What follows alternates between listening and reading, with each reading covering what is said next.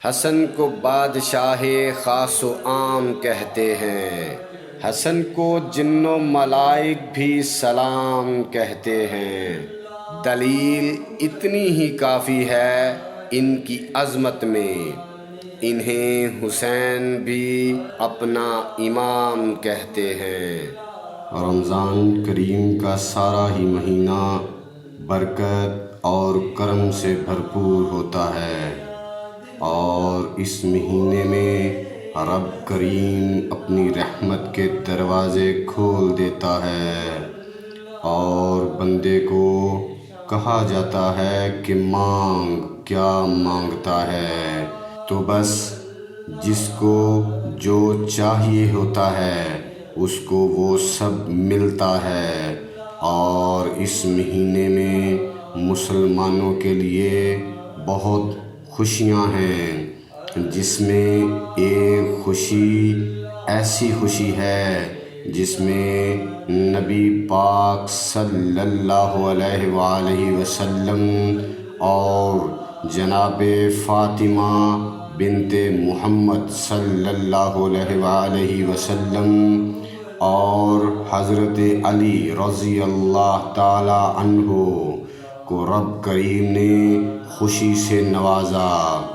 15 رمضان کریم کو جب امام حسن کی ولادت باسعادت ہوئی، اور اس موقع پر نبی پاک صلی اللہ علیہ وآلہ وسلم کو اصحاب اور فرشتوں نے بھی مبارکباد دی۔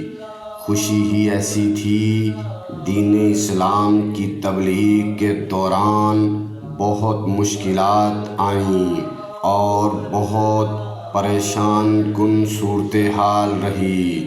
آپ صلی اللہ علیہ وآلہ وسلم نے ایک اللہ کی عبادت کے پیغام کو جگہ جگہ پہنچانے کے لیے ہجرت کی، مکہ المکرمہ چھوڑا۔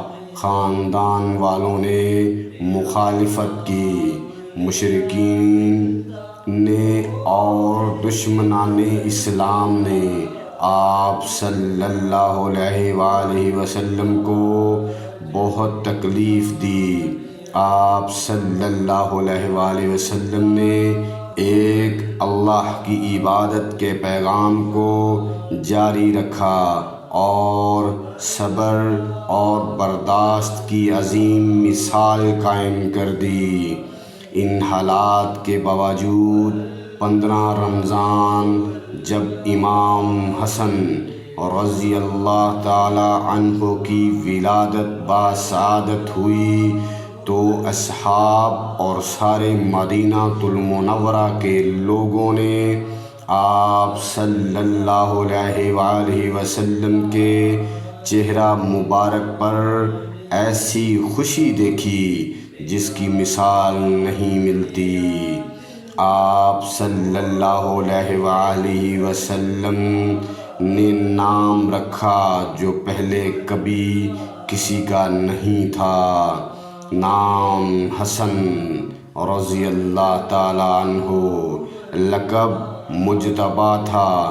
آپ 15 رمضان المبارک 3 ہجری کو مدینہ المنورہ میں پیدا ہوئے۔